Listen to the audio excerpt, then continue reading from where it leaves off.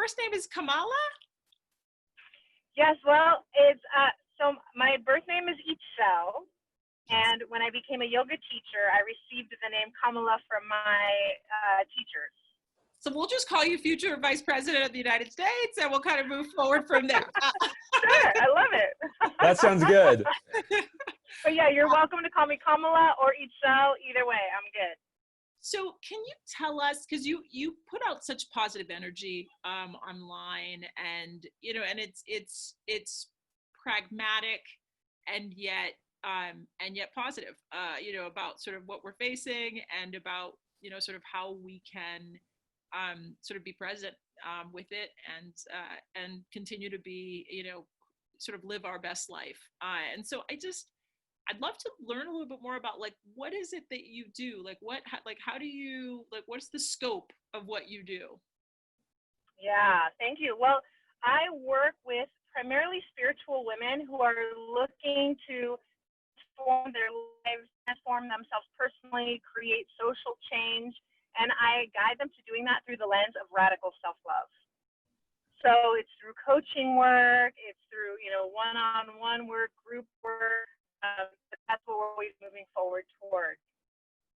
And how do people find out about you? I imagine there's an insane amount of word of mouth, but how do they find out about you? Yeah.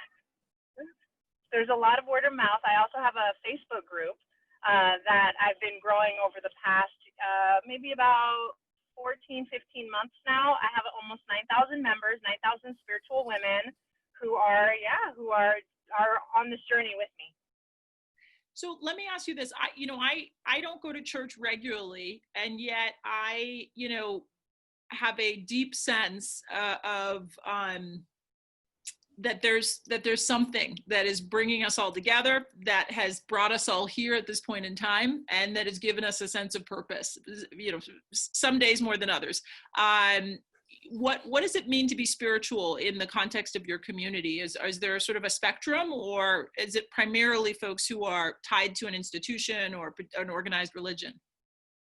It's a very broad spectrum. Really, to me, spirituality is merely the recognition that we're here more than just us as this individual in this body, that there's something greater that's connecting all of us together. So I hold spirituality extremely broadly, and I welcome everyone in the group. I hold all my definitions very broadly, even women.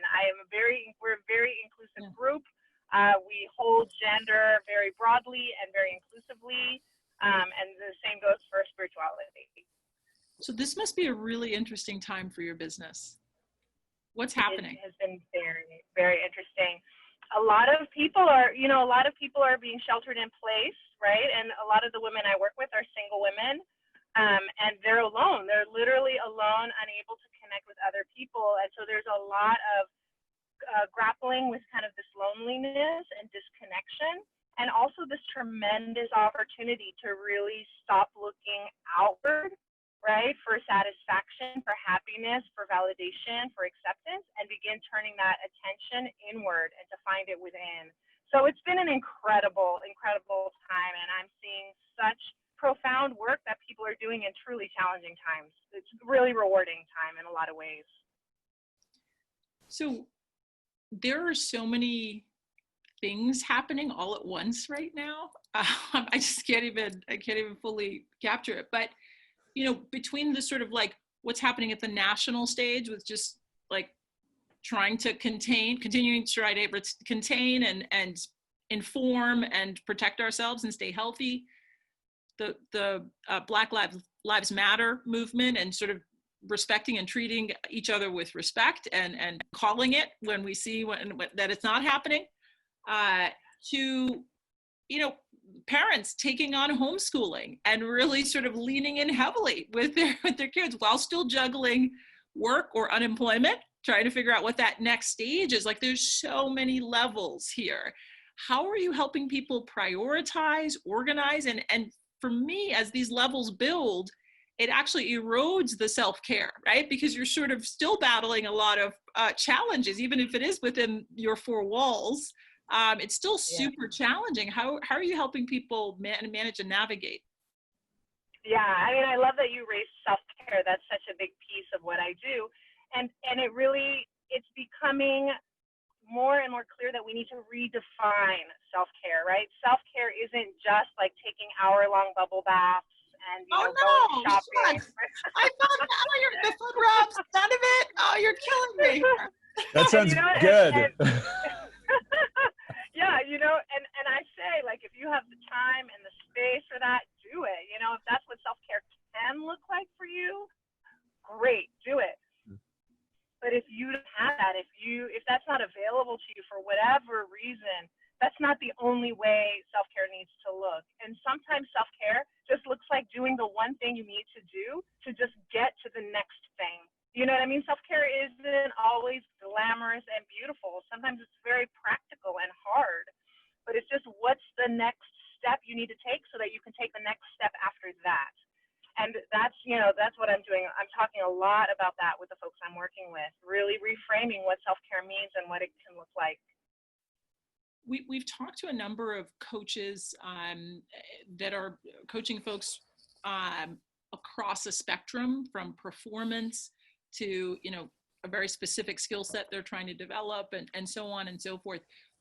The thing that's most intriguing to me about when folks look outward for coaching, so I've hired life coaches in the past, and it's been incredibly effective, is the accountability models that coaches have and that they use in the context of their practice.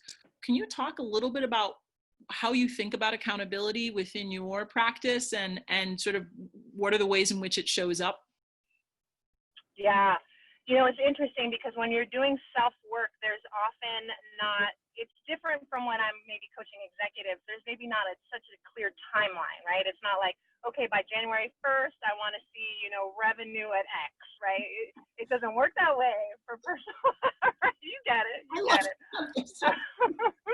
Yeah, and we don't have those clear of benchmarks and markers and measurables when it comes to internal work, right? So a lot of accountability is just learning how to check in with yourself. Where are you? If you're not, moving the way you want to be moving forward in your life or in transformation in your world, why not? What's holding you back? So it's really about reflecting back to that person, where are you at? Why aren't you moving forward? And just having someone to witness their journey, right? Whether it's forward or backward, without judgment, with pure acceptance and holding it with love and compassion. Where are you in your journey, and why are you there, and why are you not somewhere else? If somewhere else is where you want to be.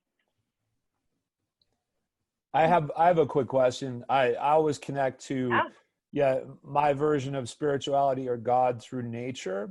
I'm happiest that Chinwe knows this. She sees all my pictures. I'm always hiking in the mountains by some river and with the sun out, and I guess a lot of people were removed from nature for an extended period of time.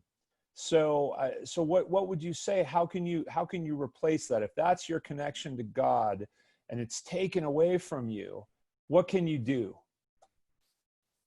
Yeah, I love that question. And I've been talking to a lot of people about that. Folks are really struggling. I mean, I remember when parks closed where I'm at, that was just, really a devastating blow for a lot of people. So I invite them to, again, I mean, so much of this is just like reframing and redefining what these things mean to us. So I encourage people, like, if nature's your thing, are there other ways you can connect to nature? Like, even if it's just like a house plant, like, can you sing to it? Can you develop a different kind of relationship with it? Is there a tree down the block? Can you water it and hug it and talk to it? I mean, it really becomes reframing what nature means. Like, it doesn't have to mean hiking deep into the woods, right? There's nature around us, and I say, just like, stick your hands in the dirt, like wherever you can find dirt, stick your hands in it. We have a little planter box in our front yard, and I'm just like, I'm in there planting like one tomato plant, like whatever it takes, because that connection is real, and it's so important for us as human beings to connect. It's a way to connect with something larger than us. We're part of nature. It's the bigger thing that holds us all. So how can we, in even the smallest ways, find that connection? If it could even be like a pet. Can we change our relationship with our pet, holding it more often? Whatever it is. Yeah, that's real. You know, Itzel, what do you say to those folks who are, you know, living in pretty urban areas, high density, you know, lots of noise and just, you know, both mental noise and sort of physical noise? What do you say to those folks who say, gosh, you know, Itzel, it must be so easy for you. You're in the country. I've seen your spread. Like, I would be harmonious and happy and peaceful if I was where you are. Like, do I need to make a bigger transformation? Do I need to move to, you know, where Sean lives in Montana? Or do I need to, we have a team member who's moving to Missouri and, you know, adding some acres to her plot of you know, a paradise. So how much of this is about just like major transformations that help you break out of some of the cycles that you're in based on environmental factors? Such a great question, because I think people often do feel kind of stuck geographically and believe that this idea of peace or transformation can only happen in a certain environment or a certain geographic situation or location. And really, to me, such a big piece of spirituality and of practice is to be with what is, whatever it is. You know, I will sometimes have an opportunity. I used to live in a spiritual community. It was this really beautiful space, very, you know, very yogic, very quiet.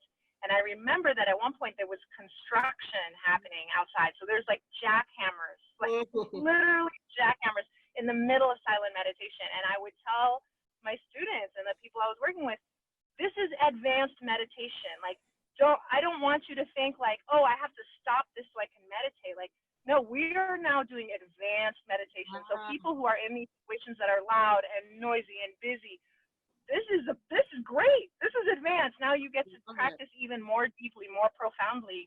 And the experience is just to be with what's there. And that includes what's inside, right? So you hear the noise, you get annoyed. The solution isn't, oh, I shouldn't be annoyed because Itzel said this is advanced meditation. Now you're with the annoyance. Like, now annoyance is here. What does that feel like? Are there some body sensations that come with annoyance? What's annoyance? What is that to you? If I were, you know, I'm another person in another body, explain to me what annoyance feels like to you. You know, like just being with whatever is arising. We're with whatever it is, and that's the practice. So Itzel, you clearly have like a dream job, right? And so, I mean, I think there are a lot of people right now who are like, what's my next move? What's my next step? And are going to be listening to you thinking, gosh, how do I do what she's doing? What was your path to where you are today? That's great. Wow. So I was a lawyer for 13 years. Whoa, that would not have been my first guess. I was a lawyer. I worked in consumer protection. I worked in ethics. It's funny because when I was a lawyer, I would tell other lawyers I had the dream job, right? Like, I loved what I was doing. I believed in what I was doing. And it was at some point, I realized that I had another calling, that there was something else there that was calling to me. And I thought, okay, let me step away from this and see what's there for me. And I jumped, like, with no ideas, I was in the middle of a yoga teacher training, but I also was like, I'm not going to go from lawyer to yoga teacher. That's not what's going to happen. Although it is exactly what happened. But I had no idea what was next. I just knew that there was something calling to me that was deeper. And I tell people, I'm not telling you to quit your job. In fact, I would recommend you don't. It was pretty intense. It was an intense time. But I think that the journey that's important to take is the journey within. And you can do that. Again, you know, it was like I had that belief, like I can't do law and do this search at the same time. But the search is about being with what is, right? So what is for me was, I was in this job, in this profession, and I had questions. And I could have done that search while I was a lawyer. I could have quit like I did it when I was not a lawyer. But it doesn't require quitting. It really requires starting to look within and taking that journey inward. And I had a coach. I had a coach before I quit. I had a coach before I became a coach. So, you know, working with somebody is always a great way to begin exploring and beneath the layers, right? Through all the layers, and you peel back a layer and you go, oh, wow, that's there. Okay, let's keep going, you know? And some is not fun to look at. Some is really not fun to look at. But that's the journey. That's the journey. Wow, Chinwe and I, to segue, we're both enthralled by this concept. We had a long talk yesterday about that exact moment where you have an epiphany in your life and you find the courage or whatever it is, a person, place, or thing that drives you to do what your true passion is. Because as you've just said, you are also very pragmatic. You're like, maybe it's not a great time to quit your job right now and just, take off your shoes and start wandering India. Although I would love to do that. No, I wouldn't. But you know what I'm saying? It's like, what is that thing? How can you know? Like, when will you know? And, in your journey, like, what was that exact moment, that thing that just sort of push you over the edge to do it, have the courage to do it? Yeah, it's true. I mean, at some point you do have to just take a leap of faith, and maybe quit my job with no backup plan, no idea what was next. Maybe that timing wasn't, super wise, or maybe didn't make sense to a lot of people. But I did. I took a leap of faith because I did have that moment of clarity. I had exactly that, just a moment of clarity when I realized I had a lovely office with a nice big window, and I was looking out my window. I was sitting in my office. I had a door. I closed my door, and I just realized this isn't where I want to be for the rest of my life. And I just had a really clear understanding of that. And so at that point, it became, when do I leave, and why not now? If I know, why not now? And I couldn't answer that question, so I thought, well, I guess it's now. Funny, and so I had a similar kind of epiphany when we were starting PocketSuite. At some point, six-figure salary, working with great talented people, and at some point I said, the worst thing for me would be doing this 3 years from now, doing the same thing that is worse to me than anything that could happen in leaving to pursue this thing, right? And so when continuing to do what you're doing is the worst, making that leap is not as scary. It really isn't. Standing still is the scary part. That's right. That's right. So my question for you is, as you think about the clients that you've had prior to COVID and the ones that you're working with now, were there clients that weren't able to make the transition with you, either for financial reasons or just they needed a different kind of interaction that maybe video doesn't provide? And how did you manage through that? We have a lot of folks who haven't been able to help their clients transition and are looking for answers, ideas about how to support people. Yeah, that's so great. Yeah, the shifting and pivoting. I hear people talk a lot about pivoting. It's so important, and it's interesting because life is always uncertain. Life is always changing, and we're all constantly making these shifts. But with the pandemic, it became so sudden and so fast, and everyone had to change, that it really posed a big challenge for a lot of my clients, and definitely a shift in my own business. What's really helped me is to be like super flexible, maximize flexibility. So I really kind of just started trimming everywhere I could trim, and like not to put in like a commercial or plug for PocketSuite, but genuinely that tool is so powerful, and it enabled me to, I was able to cut out the one software I had for forms, and this other software I had for signing contracts, and this other software I had for billing, and this other software I had for accounting. I mean, I was able to make eliminate a lot. So for me, and then COVID-19 hit, it didn't work for everybody, So I adjusted. I started offering other things, different ways to work with me. I didn't really do any more one-on-one work at all. I'm starting to do that again because people are needing that, So I want to respond to, in a way, I am responding to what my clients need, as opposed to that's how I see it. You know, I see myself as someone who's serving others, and if I'm not shifting, then I'm not serving others. So, you know, I shift to what is needed, and what was really needed was greater attention, deeper work. So I shifted with what my clients needed. Well, that's interesting. I have a question. I've never formally worked in corporate, but the way the world is going in our society and all the fractures in it, we're doing it wrong, right? It's not that people aren't doing good work and things, but we're not doing it from the right places. So do you find there's an influx of people? You said you work with executives as well, who are like, look, I thought I was on the path. This is the path that I was taught. And then, you know, somewhere along the path, I just stopped and I'm like, something's missing, you know, and to sort of integrate that spirituality or awareness into whatever career you have. Yes, yeah, absolutely. And into that shift too, you know, the question I find myself asking a lot of people in that position is, why did you go down that path? You know, what inspired you to go down that path? And so often that that path was not paved by them themselves. It was like someone else that was like, oh, you would make a great lawyer. You should be a lawyer, security, you know, or whatever it might be. You know, it was someone else's idea for them. And that's how they ended up where they were now. And so it's just questioning, where did this come from? What's coming from you and what's coming from someone else? So that's always a really big part of that exploration. To take that one step further, Chinwe and I are both parents of young children.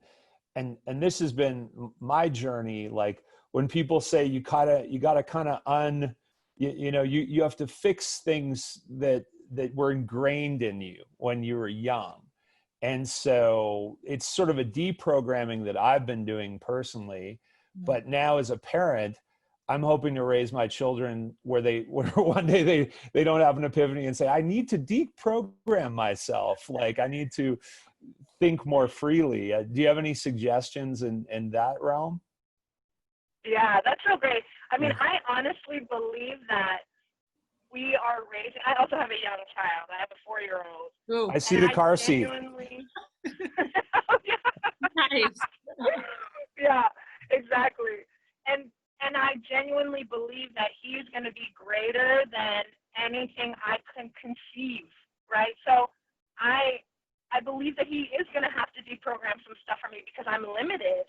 You know, I hope I'm more limited than what's possible for him, right? So, you know, rather than, I mean, obviously I think about not programming things for him, and I often get kind of stumped, like he does something, and I think I only know one response to this, and that's not the response I want to give. So I'm just like looking at this behavior that I don't like, and I'm like, I don't know what to do right now.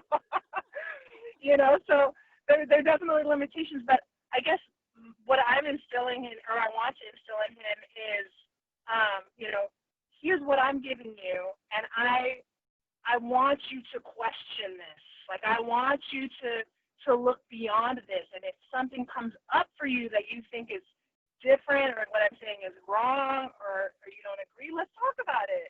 So it's just keeping it really open and having him understand that he has power too. Like, yeah, I'm bigger and I have all the money, but that doesn't mean he doesn't have power. And I want him to understand his power and claim it and bring it into the relationship. And so, you know, that's where I'm at. Like, he's going to have to, unfortunately, he's going to have to deprogram some stuff. But I want him to know that he can. Do. I need to read from your playbook. Hopefully you're documenting some of this stuff. Very helpful for parents the world over. So I have a fun question for you. What's your theme song and why? Oh my goodness, my theme song. Well, I've been listening to a lot of Lizzo lately. I love her. And her song Juice. I always sometimes think, like, people think maybe because I'm a spiritual teacher, there's certain kinds of things I do. I don't do any of the things I should do. But I love Juice. I love it. It's super upbeat. It's so positive. And like, when I hear it, I just feel like, oh, I want everyone to feel like this. I want everyone to just know, like, you are amazing. You know, when you shine, everyone else shines, you know? I love that song. You said something very interesting, and this is something that I've learned over the years interacting with many thousands of people. There are expectations that people fit into these roles or these boxes that are totally incorrect. Like, humans are vastly complicated and incredible contradictions on so many levels, yet seemingly in our society we have trouble accepting that when it is the truth, right? So, you know, if somebody says, "Oh, you're a yogi, you must be a vegetarian, and you only listen to, you know, chanting, and but it's, people are not like that." And I think the problem is people feel pressure to be like that when it's not realistic, right? Yes. And then when they don't fit that mold, then they're either criticizing themselves or criticizing the world, when really all they have to do is just be themselves and not even worry about what the rest of people think they should be, or what their own stories about what they should be are. Mm-hmm. So it's one final question for you. What do you hope for as we look into the future? Well, way into the future, I just really want to be in a world where we can really all see each other's humanity and appreciate our interdependence. In a lot of ways, I feel like this situation we're in with the pandemic has increased that, actually. And so I'm really hoping that we can hold on to some of the lessons we've gained through this and keep moving forward. Really understanding we are all so profoundly, deeply connected on levels that we can't even understand with our minds.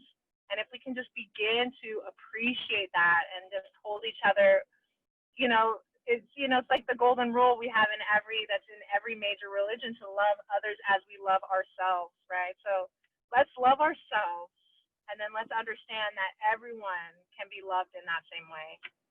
Cool. I have one more question too, if you don't mind. Yeah. There are a lot of false gurus out there, and there are people who want to help but perhaps aren't ready. And I think of the psychologist field, coaching field as well. How do you know who is worth following, and how do you know that you're ready to teach? That's such a good question. There are so many teachers out there, and I was just talking to a friend who's criticizing a teacher. She didn't really trust or like what she stood for, and I said, the people who become her students are the ones who need that. So really trusting your own intuition and going with who feels right for you. And then at some point, being okay with changing or shifting that, saying, okay, I've outgrown this person, or I need something else that this person can't offer, and not being afraid to move on. And I think when you need to be really concerned is like the person who says, no, I'm the only one with all the answers. Mm-hmm. That's a big red flag. That's a big red flag. But going with who feels right.